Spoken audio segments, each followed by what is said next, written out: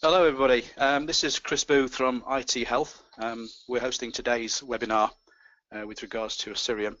Just want to welcome everybody to the webinar today and thank you for your time. We're going to get started because nobody's time is precious. So a couple of things I just want to say with regards to IT Health. Many of you will know who we are, but for those of you who don't know us, we are effectively working with Osirium as a partner. We are a exclusive partner to Osirium for the NHS, and we've been working with NHS for about 25 years now, specifically in the areas of cyber and IT security. And today we want to kind of just share with you some of the aspects of Osirium and privileged access management and how that's working with regards to some of the needs that are coming out of certain reports from the NHS, and how you guys all work on a day-to-day basis with regard to trying to control access. I've got my colleagues Tim and Terry on the call, and I'm not going to steal their thunder, so if it's okay with you guys, I'll hand straight over to you both and we'll get on with things. That's great. Thanks very much, Chris. And yeah, so good afternoon. Just to echo that, so this is Tim from Osirium. The session today should hopefully come in just under the hour. We have tried very hard to make this as interactive as possible and as relevant as possible to the NHS as an audience. And as part of that, we have identified a really interesting and useful document published by NHS Digital around secure configuration. So it's a good practice guide around secure configuration of IT servers and services. And we're going to use that as like the foundation for the second half of this session, so we make it as relevant as possible to you guys and the organizations that you're running. In terms of our background, I've been with Osirium for 12 months. A lot of the due diligence I did when I joined the company, I bring to bear with the findings and the experience around PAM, privileged access management in the market. Prior to this, I worked in a cybersecurity business called Celestix Networks, where we were supplying remote access and authentication technologies to the public sector and primarily into the NHS for a number of years. So I have a reasonable understanding of the constraints and the challenges facing your organizations. So again, we have that background and experience. I'm joined by Terry Genvy, and Terry's one of our professional services technical consultants. Prior to joining Osirium, Terry used to work as a network operations manager at Hampshire and Thames Valley Police Force. So again, although not within the NHS, certainly with an understanding of the public sector environment in IT, and a lot of real-life experience of using Osirium actually at an end-user organization. If you do have questions, you should be able to see a chat menu as part of the GoToMeeting console. Please feel free to ask questions as we go along.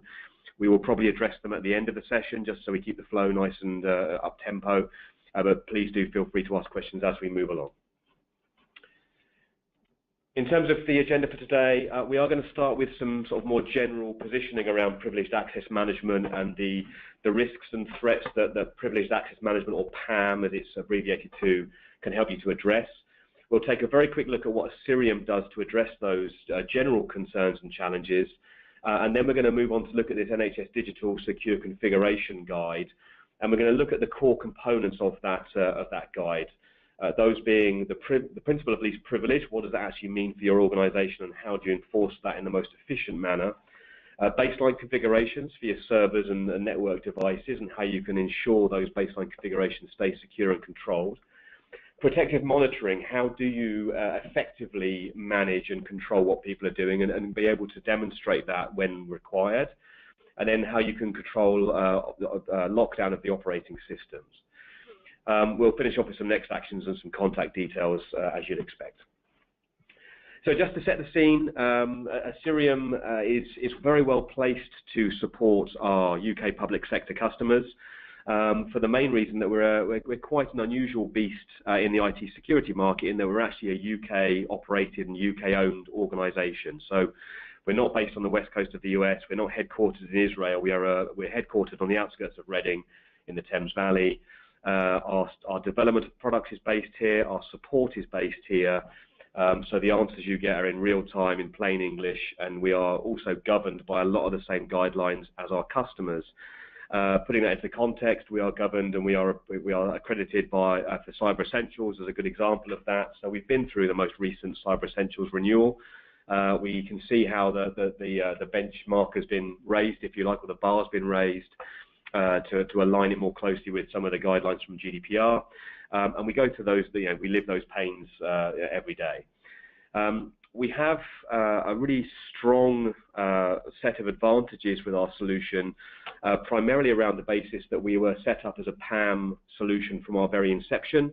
A lot of PAM technologies are quite complicated and very expensive because they've sort of developed over time from normally a password vault or an auditing tool, and they've built privileged access functionality. With Osirium, all of our functionality is built into one core product. So it's very easy to deploy, relatively low cost, and very quick to deploy as well. We are referenceable with the analysts. If you do sort of pay heed to what the analysts say and do, then we are currently a 2017 Gartner core vendor in the identity management and fraud space. We're the only PAM vendor in that list, and it's by virtue of the thing that we built in 2010, which is task automation. This is a real innovative solution that really you can bring to bear in an NHS organisation to enforce that principle of least privilege, and we'll major on that quite a lot during this presentation. So we'll kickstart the session with looking at the risks. And the risks with PAM are very similar to the risks you'd experience if you were looking at remote working for your day-to-day users, and it's around static passwords or predictable passwords or insecure passwords. And everyone's very much aware of the risks that passwords present to an organisation. Everyone knows they've got a challenge there they need to resolve, and everyone has resolved it in most cases with their remote workers. So it's always adding an extra level of authentication to give you a greater assurance that you're dealing with someone who has the just reason for connecting into your network.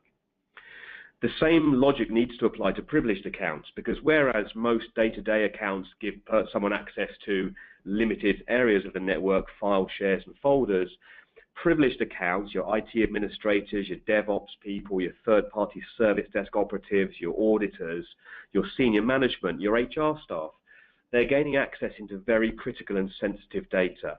So patient records databases being the obvious example in the NHS.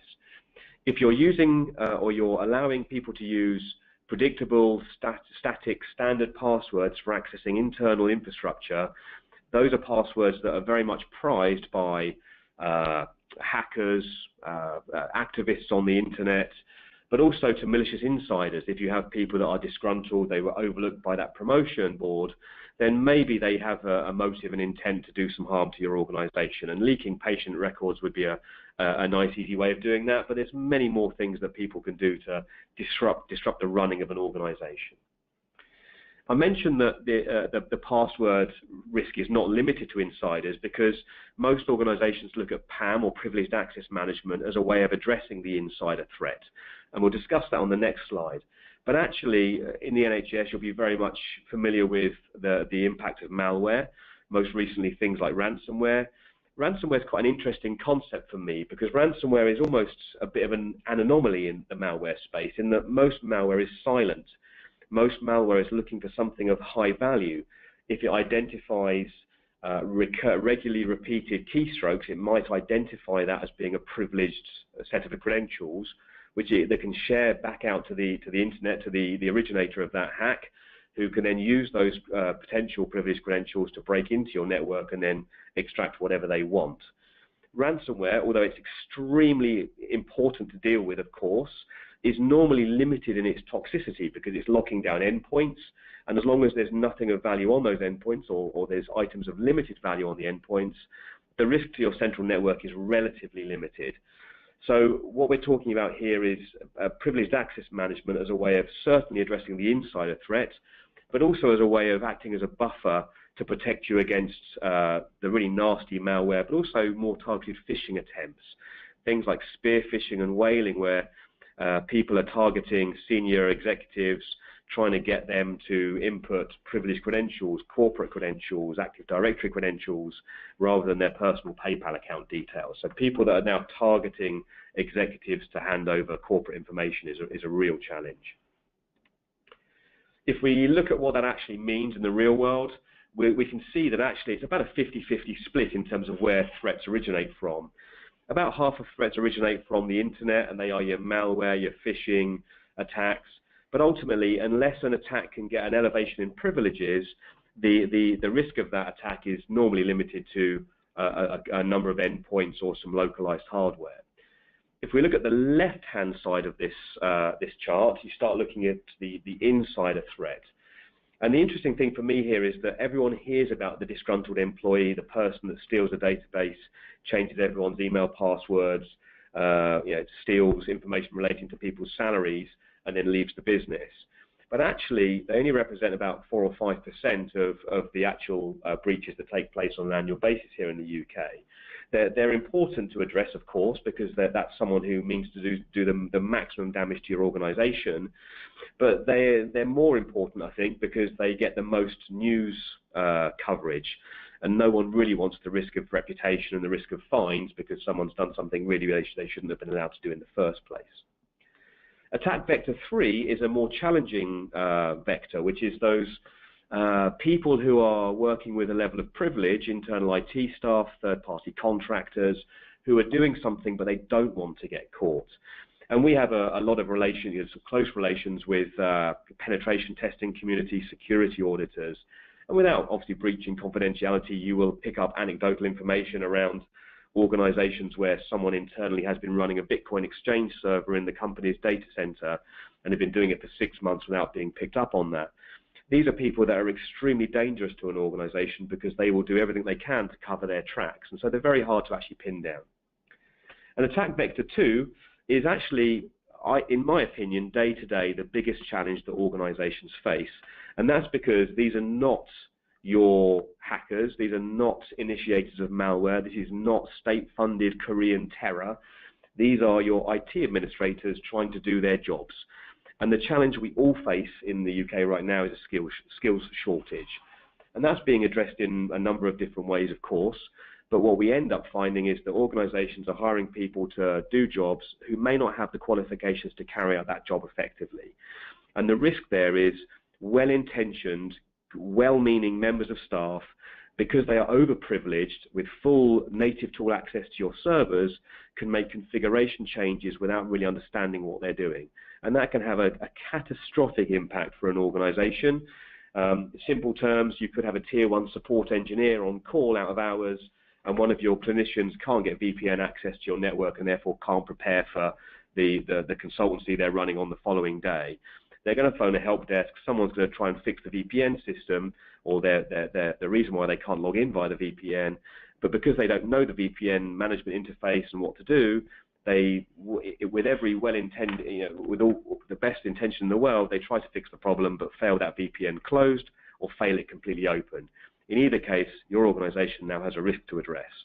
So these people are really challenging to deal with because ultimately they are not doing anything wrong necessarily, they're trying to do their jobs. But they represent about a quarter of risks that are identified in the UK every single year.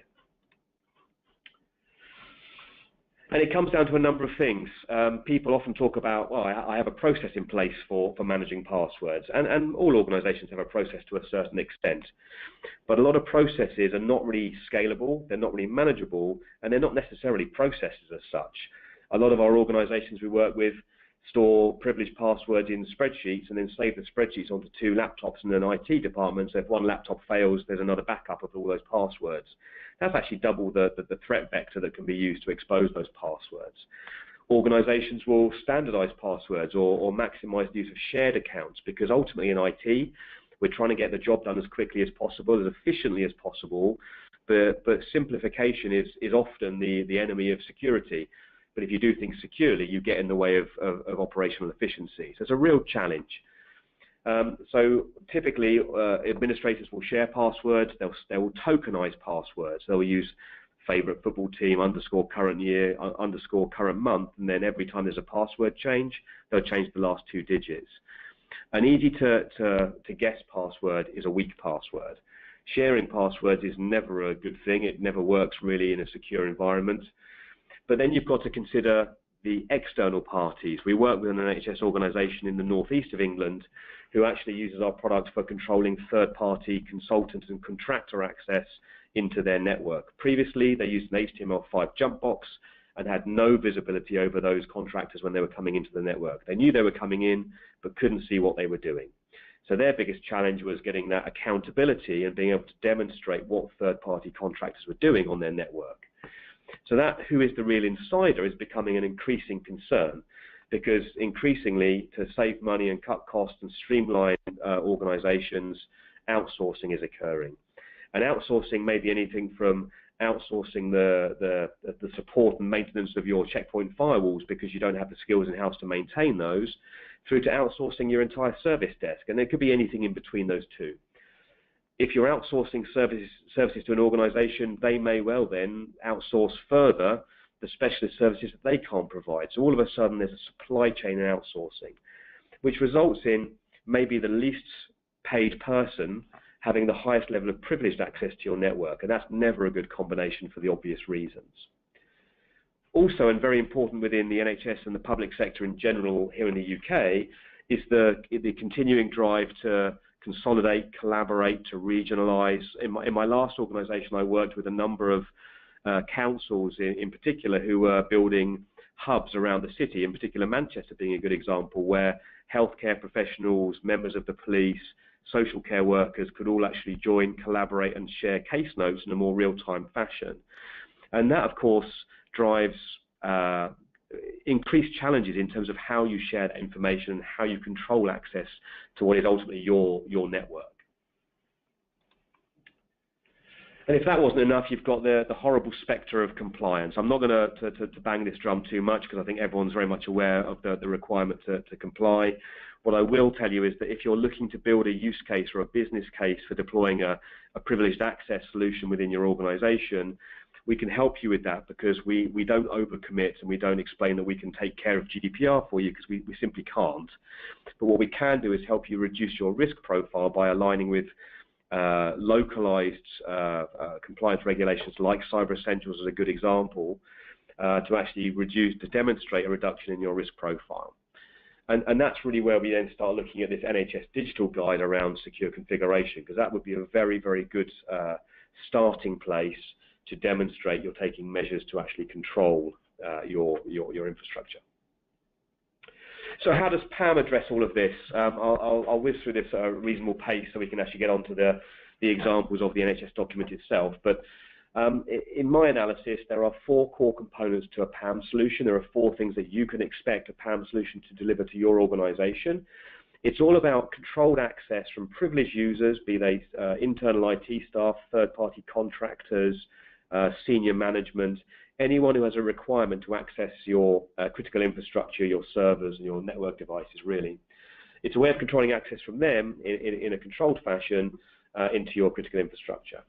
And it's going to do that just based on individual accounts that need access, but also shared accounts, sysadmin accounts, third-party accounts, but also things like service accounts, which are a real headache for organizations because the risk of switching them off causes potential, huge downtime for an organization, and no one really wants to touch service accounts. But if they're left untouched, how do you know what and who is using them? A PAM solution should give you the ability to manage privileged credential life cycles. So it's not just vaulting your privileged passwords when they're at rest.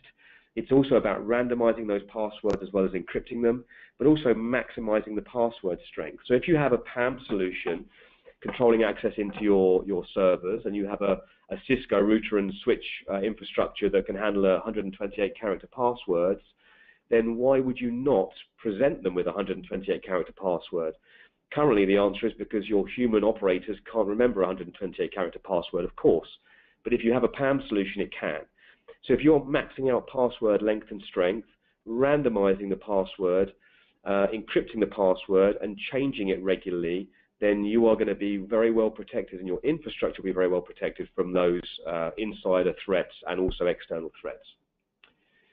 That's all well and good, but typically when you talk about complexity like that, organizations and IT staff in particular start talking about the extra levels of hoops they have to jump through to get their job done. With a PAM solution, the opposite should be true, because PAM solutions provide a single sign-on experience for the administrator. So now, rather than having to either remember or know the passwords or know where to find the passwords for 1,000 servers or 400 servers, an administrator can log on to Osirium, and that can be authenticated and locked down, of course, and then Osirium will show them the list of target servers they are authorized to connect with, and then Osirium will then single sign on that user into each one of those target servers when they require it. So it's actually going to streamline the user experience for your privileged users. All of that level of control is fantastic, but if you can't demonstrate it, it's pretty useless. So all PAM solutions are going to provide some element of session recording or session monitoring. And Osirium is no different in that respect. We provide session management so you can demonstrate who did what, where, and when. But we also bring that into the real time with behavioral analytics. So you can demonstrate in real time a user who normally logs on out of hours to run routine maintenance is now logging on at 3 o'clock on a Wednesday afternoon. That could be suspicious behavior. Do I want to do something about it? So these are very sort of powerful tools that a PAM solution should be able to provide to your organization. And Osirium provides all of those as standard. We do that with a single platform called the PXM platform. It has 4 modules from a marketing perspective. It's actually licensed in a much more simple fashion than this. But privileged access management is what everyone's looking for, and that's the core component of our product. Linked to that is a very powerful tool, and we'll talk about it in a lot of detail, around privileged task management. And that's all about controlling access, not just to target servers using native tools, but controlling access down to a specific task level. And what that means is you're no longer having to expose full native tool access, which means the risk of users changing configurations inadvertently disappears. So that attack vector number 2, 23, 24% of breaches occur from a well-meaning member of your team. We take away that pain by limiting what those users can see. Privileged session management is around obviously monitoring, and privileged behavioral management is around the analytics piece. So we'll discuss these during the presentation. So in terms of PAM, how do we address that? Well, the first thing we do is we're going to separate people from their passwords. And that means that your privileged credentials cannot be stolen, they can't be phished or hacked or shoulder surfed or ram scraped or screen scraped or whatever else that can be done to them. We're also going to manage that password lifecycle. We're going to randomize the passwords, encrypt them to an AES 256 encryption profile, max out the password strength, and change the password every time it's used, every week, every month, whatever you want it to be. We're then going to give you a greater level of accountability for your individual IT users, and that's because we can map identities to roles. So currently, if you have a team of 20 people all logging onto your Windows estate using a shared account, how do you know which of those 20 people carried out that really dodgy thing they shouldn't have done? With Osirium, the user would log on to the Osirium interface, and we would then map them to the role they need to carry out their activities on those target servers. So now you know that an actual user with a unique identifier, a localized username, logged on using that particular shared account or particular role. So much greater accountability in terms of demonstrating who did what, where, and when. We also provide things like just-in-time privileges. So if you want certain users only to access certain servers at certain times of day, you can enforce that through Osirium. You can also tie Osirium into your IT ticketing system. So if you want to enforce the use of a valid change ticket, and that enforces a certain time window, we enforce that time window as well. It's a very powerful tool for controlling access and managing those passwords. It's going to work in any environment with any type of target device. This is not just for your Windows servers, it's not just for your Linux estate. This is for controlling access into any device, whether it's going to be accessed via RDP, SSH, web console, even tools or devices that require the user to initiate a fat client connection from their endpoint. We can even control access to that type of environment as well. There's a full audit trail for every connection that happens automatically out of the box. There's, of course, going to be a break glass capability built in, so if something goes wrong, you have the ability as a super admin to extract privileged credentials from the system in the case of emergency. And we're naturally going to integrate with things like Active Directory, authentication services using Radius, SIEM systems, and ticketing systems. So we play very nicely with the types of solutions you're going to have in place already to give you greater visibility and functionality. So without further ado, this is the sort of second half of the section. This is where it becomes a bit more interactive. Please do forgive us if it's a bit unrehearsed. We've built this specifically for you guys today. So in really preparing for this, I spent some time online looking at what does privileged access mean in the NHS, and is there any sort of like guidelines or best practice guidelines. And I came across this document entitled the NHS Digital Secure Configuration Good Practice Guide. It was issued on the 22nd of May this year, so it's very current. And it's a very brief, like 10-page document that gives some really excellent advice around how to manage secure configuration of servers and endpoints, but also how you then control access to the configurations of those servers and endpoints. One of the great things, having supplied to the public sector for many years in the UK, is that although there's a lot of challenges, you know, a lot of cost cutting, a lot of financial pressure and burden, there's a lot of help out there in terms of best practice guidelines that most private sector organisations simply don't get. And so, you know, having seen this NHS Digital document, it's a really refreshing thing to see, because it's very prescriptive in its advice, and it's very plain English based. It's very clear in terms of what it's recommending should be done. So this document really talks about how to control access to IT systems that store, process and transmit NHS data, but also other UK government data. So if you're working interdepartmentally or across organisations, including police and central government, this would apply.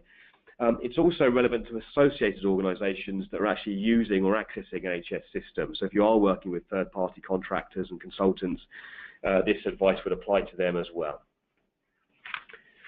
So it represents 4 core elements, really, and the first of these is really interesting. It's about the principle of least privilege.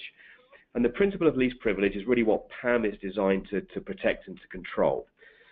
And what it means is it's really promoting a concept where you are controlling access based on the principle of least privilege, which means you're giving people only the bare minimum capabilities to carry out their role effectively. So that would apply to a remote user, it would apply to a day-to-day user, but in this case it's applying to IT users. So an example of that is if you had a user account who really works to create backups, they don't ever need to install software, so why would you give them the ability or the permissions to install software? They simply don't need it. So you would set a policy that says they're allowed to carry out backups, but they are blocked from deploying any kind of updates, for example. If you carry out and you adhere to the principle of least privilege, it means you're going to have better system stability. So when you are looking at building this, you're basically making sure that people only have access to your servers to carry out the roles that they're allowed to do, which means there's no risk or there's less risk of them doing things they're not authorized to do. So you have much more stability at the core. You've of course got better system security, because again, you're not letting people get full native tool access to your servers to do whatever they want. They're limited based on the roles and the permissions you've given them. And it means you've got a much more efficient deployment scenario, because once you've got a standard configuration, you can roll that out much more efficiently. That's all good, but once you've done that, you need to be able to identify those baseline configurations, identify your privileged users, and make sure you know who's got access to those configurations. That's a real consideration here. Locking down your target systems, your servers and your clients is of course a key component here. And locking down the operating system, making sure not just users but other applications and software only have access to those operating systems if they are authorized and permitted to do so.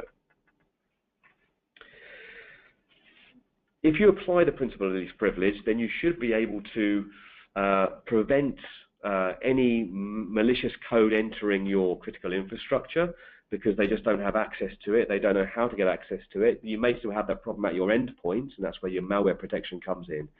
But there's less risk of that malware traversing your network and hitting your target servers. You should be able to limit the ability for your users to steal data, to export it, to take it somewhere else, to put it onto removable media. We have the ability to, for example, to lock down file sharing tools within applications and servers. You should be able to block access and control access to services and applications, not just servers and endpoints.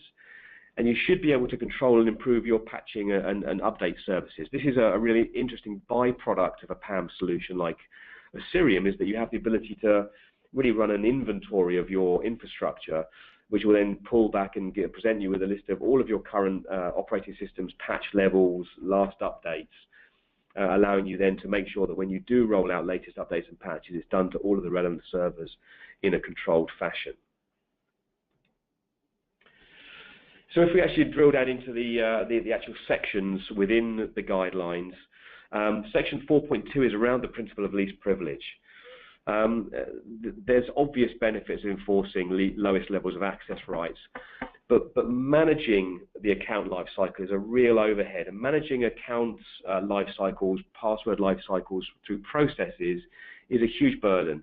It's the sort of thing where if you have a large number of servers and a reasonably large number of IT users, it becomes almost unmanageable. So that's where the use of a technology platform should come in to actually assist in that effective management of the privileged passwords life cycle, not just from setting up accounts, but seeing it through its use day in, day out, and then to revocation. One of the biggest challenges with privileged accounts is when a user moves to a different division or they leave the organization entirely, is making sure that their access into that critical infrastructure is switched off. If your process misses those people, that's latent threat. There are accounts sitting dormant on your network that could be used and exposed to breach your organization. Limiting the number and use of privileged accounts is a pretty obvious thing to look at. Why does this person need access to that server? Has someone requested it in real time because they want to do a certain task? And once it's finished, should they then be kicked off and never be allowed to access that server again? Or do you just leave it open for them? If you leave it open and they don't use it, again, that's an exposed account that someone else could use. Providing separate admin and normal accounts, that's really good practice. Making sure users aren't using the same credentials to log into their endpoint as they do into your target server estate. That's common sense, really. And then monitoring user activity. This, of course, is around auditing and accountability, but making sure that you then respond if something is out of bounds. Monitoring and identifying things that are out of bounds are kind of two different things, because monitoring is normally reactive. You are recording what happens for future review if something is identified to going wrong. Reacting when things are out of bounds is more of a real-time analytics kind of tool, and that's where, again, a PAM solution should come into play to give you that real-time analysis. At this stage, we're going to jump out of the presentation and give you an example of that via the Osirium solution. So I'm going to hand over to my colleague Terry Genby to give you an explanation as to how we can address those points we've just raised. Okay, thanks, Tim. So here I am logged into my Osirium client. It's important to sort of highlight at this point that when we log into Osirium, at no point now are we having any direct access to a device or system or application. Everything is originating from our appliance, and then we're just proxying a view of that back for our client to the user's desktop. So if there is anything malicious running on the endpoint, then it never has any direct access to those privileged systems whatsoever. So here, I'm logged in with my non-privileged account here. I could log in with an MFA solution. I could log in with a local account of Osirium as well and still enforce passive complexity and regular changes. But however I log in, I can still be mapped through to AD-based accounts, local device accounts, or even application accounts. So here, this is the list of devices I need for my role. If it's not in the list, because I'm not or don't potentially know the credentials anymore, I can't circumvent the system. Because everything's originating from our box, we can tighten up our firewall rules, our access control lists to say that only Osirium and perhaps a couple of other permitted addresses are allowed through. So here, I've got my devices, a number of different various ones in there. I've got actual normal typical Microsoft RDP device in there. So if I open up my SQL server there, I've still got the ability to use RDP currently for that device. Even though I'm logged in as terry.genv, Osirium knows about and it's controlling my secondary account of privilege, and it's mapped me through to use it. So there, if I run that tool here, it's going to log me onto that device using my terry.genv_admin account in the top left, and this red box that's drawn around the edge is just denoting that I'm being session recorded. So anything I do in that session now, I am fully accountable for. And in the background, we're taking a PNG image per second, and we're capturing the keystrokes as we go through as well to make them reportable. As Tim said, the privilege, the concept of least privilege is incredibly important. So underneath here, I've also got the ability to carry out these automated tasks. And in some instances, these tasks may actually remove the need for me to have full native tool access whatsoever. So anything with a command line with a web interface, we can interact with it, we can provision access. So there I've got RDP, I've got the ability to launch SSH, carry out a file transfer. I can also launch web portals in there. So there I've got my Azure admin portal to my test environment. It can actually do the single sign-on to that environment. We can control what time of day people can get into there, and again, never reveal the credentials. So there's no chance of somebody logging onto that critical portal outside of office hours with a set of credentials. We've also got the ability to launch those thick client applications. So things like Cisco ASDM, in this case Checkpoint Smart Dashboard, SQL tools. Here, I can't log in to make any changes for another 24 minutes currently. So that's a good example of a time window that's in place to say that I can go in, read only, all day, every day, but actually through Osirium, I've now started to enforce specific change windows. So in 24 minutes time, that will go black, and then I can log on, make my changes, and then once my time window is closed, it'll grey out again. So if we jump back to this concept of tasks, things like restarting a service. If I'm there, I'm a help desk personnel member, you don't want me to have full native access if it's just regularly restarting a service on a device which might have an issue. So there, through the task engine, we can control things like the actual, in this case, just the specific services I need to know about. So if I select Principal there, I can choose the device I want to run it on, and I can run a task against multiple devices as well. So if I click Execute now, I've had no direct exposure to any credentials. Osirium's carrying that task out on my behalf. And now, once that task is completed, I'm just going to hit Continue in the background. Well, actually, Osirium's already beaten me to it. In 7 seconds, Osirium's gone away and it's restarted that service on that server. So a lot quicker than me logging on with a roaming profile, going through services, perhaps inadvertently stopping and starting the wrong one, and it's now completed. Other good examples of that as well, things like resetting domain account passwords. It's not a difficult task, but you need an account with privilege in order to be able to carry that task out. So here, if I resize my window properly again,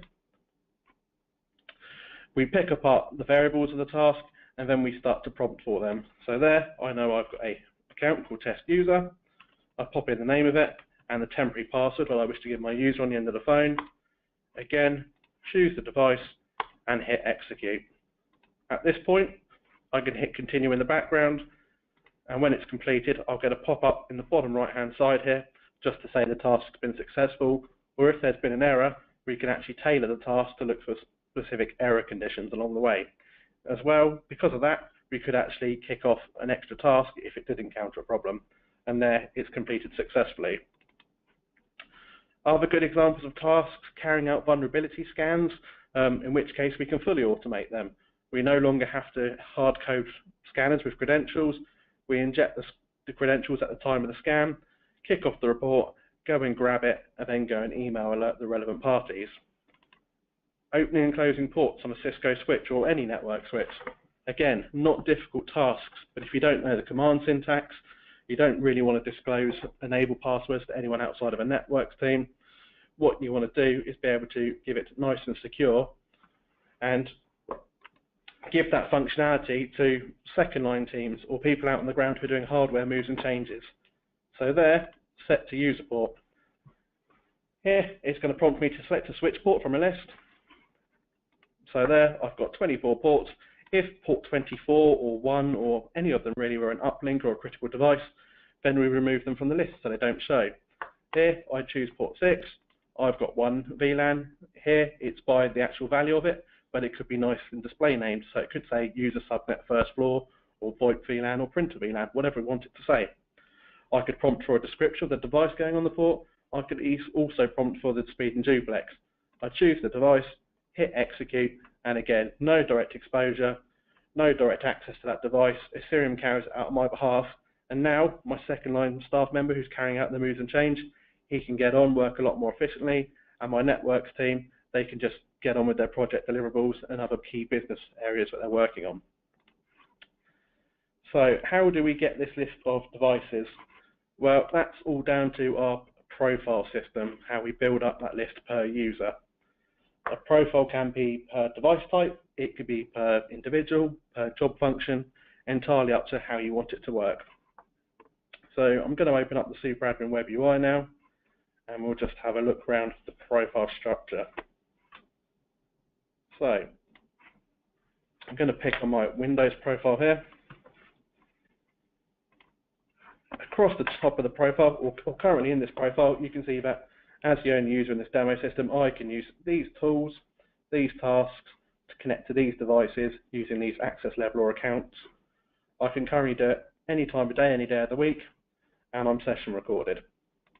If I wanted to lock down access 9 to 5, Monday to Friday, I could go in here and I could just draw out the pattern I want. Outside of the time zone, or the time that's been set, it's going to be grayed out. I can't have access, but I have the little countdown timer ticking away to tell me when I can next become active. Session recording, it's just a tick in the box in the profile, so you don't have to record everything and everyone, just the users and devices we're interested in. And the change ticket requirement there as well. So if I've got that enabled, before somebody can connect or run a task, Osirium will take or prompt them for a ticket reference. It'll take that off over an API to the ticketing system, and it will ask for confirmation that the ticket exists and that it's been approved. If it has, then we'll permit access and we'll start to record all the actions that have taken place against the ticket. If it hasn't, then we'll go and tell our user to seek approval. So that's where we can start to add an extra layer of authentication for those mission critical systems and applications. Next, the devices we want in there. So I've currently got some Windows boxes provisioned, and I've got the relevant access levels. It's important to note at this point that we use native tools and protocols to manage these servers. So other solutions out there are very heavily reliant on SMB-v1. We've got flexibility, but we use another bit of technology, but we're not introducing that security risk into an organization as well. There's recent events that have come to light, things like WannaCry have exploited those file sharing options. At the top here, I've got the ability to create role-based access. So if the device supports a role, we can operate with that, and then we can tailor an account to the user who's part of the profile and to the role that's been selected. Next up, any other account that we've audited that we've got in a password known or a password managed state. And then finally, the flexibility of having that nice account pattern down the bottom to say, take the username that the user logs in with and apply the following pattern, and then look for a corresponding account. Next, the tools we need to manage those devices. So if I do need RDP, I've got the ability to have it there. If I did need SSH, it would appear in the list if it was relevant to the device.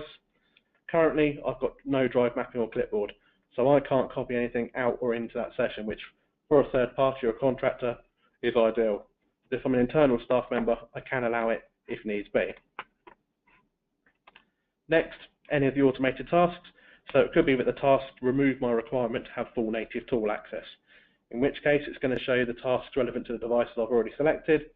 I go through, grab the one I want, save the change, and then it instantly becomes available in the desktop client of whoever's been set as a member of the profile. And then finally, if I wanted to add somebody into this profile to give them access, I just select their name, hit save, and off it goes. If Osirium needs to create role-based access at that point, it will do, and it will do that seamlessly, and in real time, the desktop client would update. I'm going to hand back to Tim now, just to move on to the next slide. Thanks, Terry. Okay, we have had a couple of questions come in, which we will address at the end of the presentation, so stay tuned for those, but we will certainly pick those up at the end of the session. Okay, so moving on then in terms of section 4.3 of the best practice guidelines, which is about baseline configuration. So once configured, it's about ensuring those configurations are secured, but it's also working out how do you control that monitoring. Terry's just given us an example of that and how easy it is to set up monitoring on Osirium as a PAM solution to identify who is accessing the servers and therefore identifying what they're looking to do in terms of modifying those. So that's been covered off. The other thing around this is around running vulnerability scans. A lot is made of the National Cybersecurity Centre's guidelines here. But vulnerability scans obviously require time and effort to carry out, and they require someone to actually run those. And again, as Terry just mentioned, we have the ability to automate the process of kickstarting vulnerability scans and then the issuance of the reports thereafter to members of your team without them having to be involved whatsoever at all. The other consideration here is around enforcing the authentication and authorization and changing those default passwords. So authentication is one thing, being able to identify that you're dealing with the right person.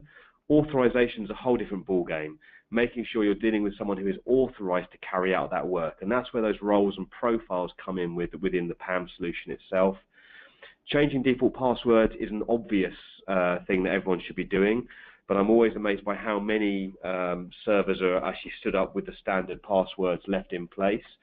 So that is something that needs to be addressed. And again, if they're being managed by a PAM solution like Osirium, there's no need for you to be concerned about the need to change them in the future. Yep, so what I'll do there, Tim, is I'll jump in and just talk a little bit about some of the auditing capability of Osirium. So within here, through the task automation engine and through the provisioning of devices to Osirium, we can automatically and regularly look for devices that have their software versions, hardware versions, patch levels, and also any local accounts we may find. So here on my Cisco switch, I've got these unapproved accounts which have been audited from my device automatically by Osirium, and it's flagging them for my attention. In there, I could go in, I could right-click on it, I could lock the account and wait for somebody to come forward if I don't know what it's for, or I can make it password known and password managed and bring it under management. Within the inventory report there as well, we can start to pull in those hardware version, software version and patch levels, regularly checking the devices and regularly returning that information. You can then use that and export it into your ticketing system, into your CMDB, and do with it whatever you wish. One thing I missed off from beforehand was the device access report, so the critical one that shows us who's accessing what and where from. So quite clearly, you can see me as my Osirium identity, and then the role or account that I've used to access the device or system itself, and also the protocol that's been used. You can see my end time, my duration, and my active duration. So if I've launched a session, I've left it open for 15 minutes, but only worked for 5, then Osirium will identify that for me. In there as well, I can go back. Any session that's been recorded will have the little recorded icon there, and if it's still active, I'd have another icon pop up, so I could shadow the session, watch real time what that user's doing without them knowing they're being monitored. If I click the play icon, I can go into there, change the playback speed just to make it faster so it's not too boring, but then you can see me moving around in the Windows box and then going through and checking some NIC settings once it's loaded up. So you've got a full visual representation of everything that I've done there. I'm just going to pass back to Tim just to go back to the next slide. Thanks, Terry.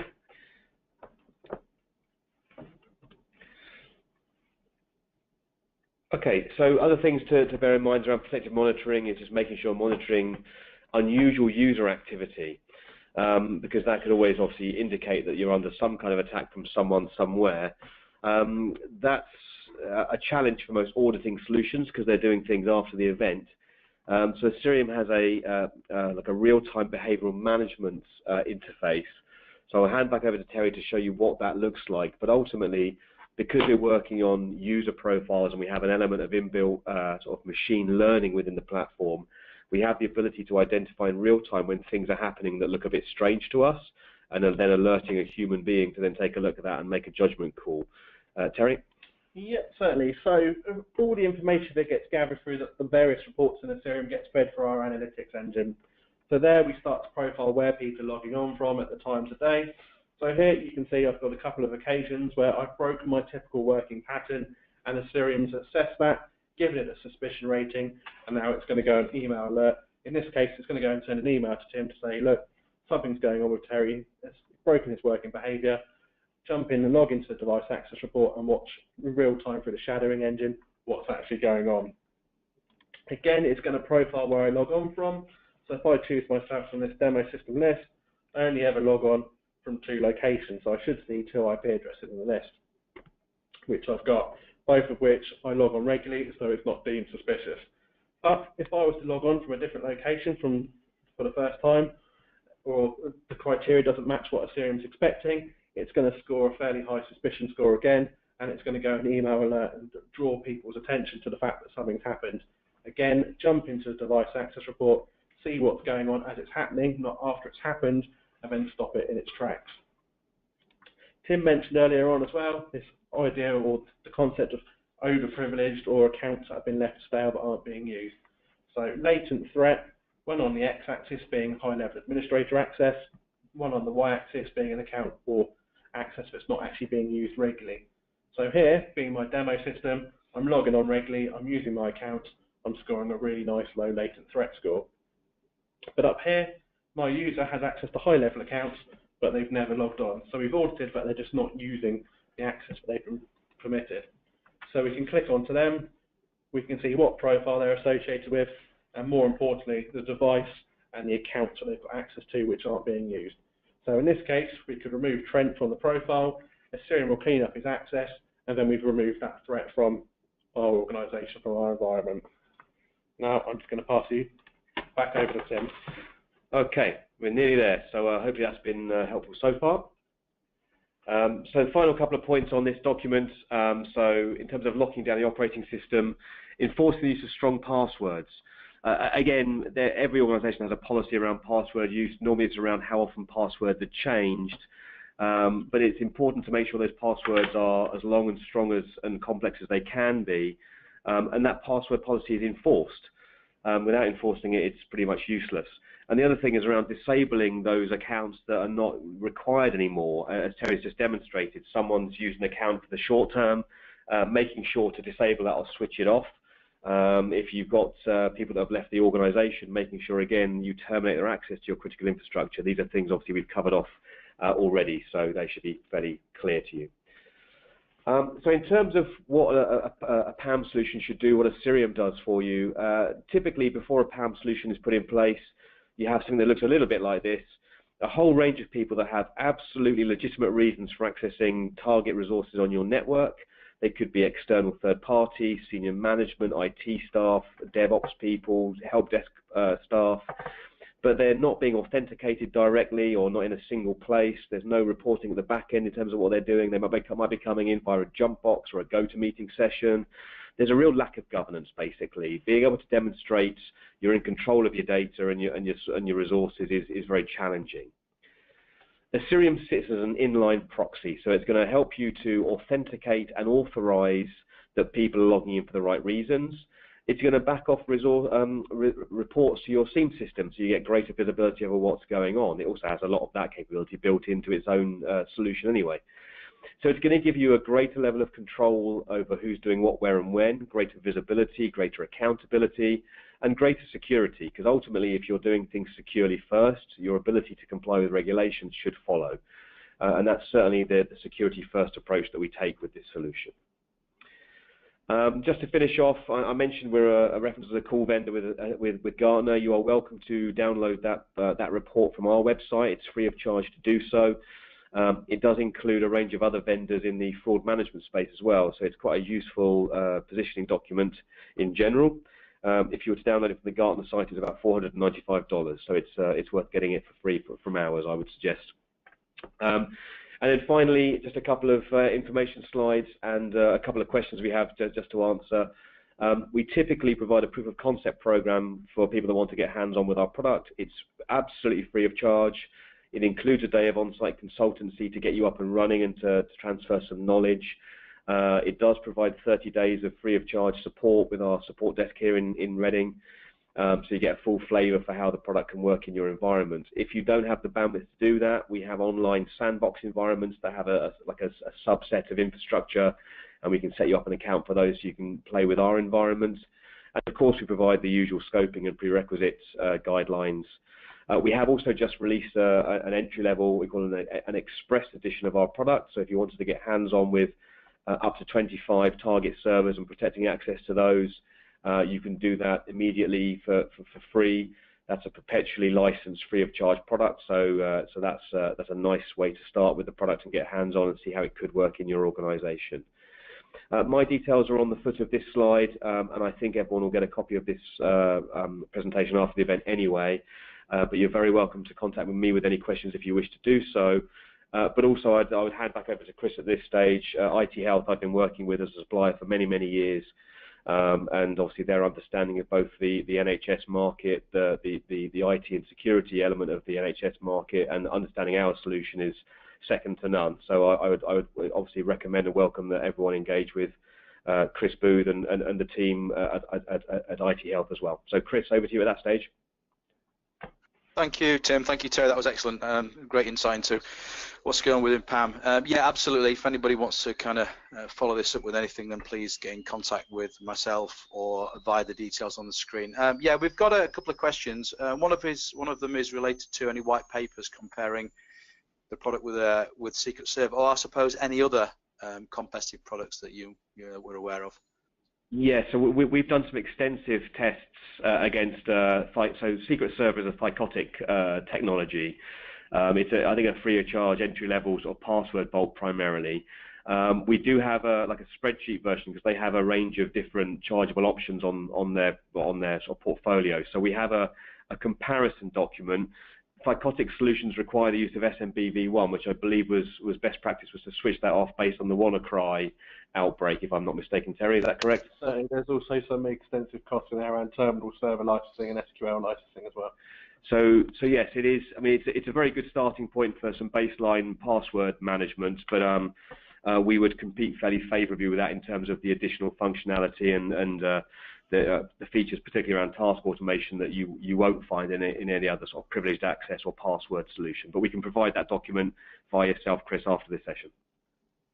Thanks for that. I'll just leave the question panel open, see if there's any more questions that anybody's got to come in. As I said, if anybody wants to contact us with any questions or have a more in-depth presentation, then happy to do that, happy to talk. We are currently engaged with a number of NHS trusts in this environment. Obviously complements our existing solutions that many of you will know that we have within the portfolio as well. So I'm not seeing any more come in. So I think with that we'll close down the call. Again, thank you to everybody for joining us. Thank you to our colleagues from Osirium as well. And we just got one question come in. Third-party access, how is this achieved? Can the solution be presented externally?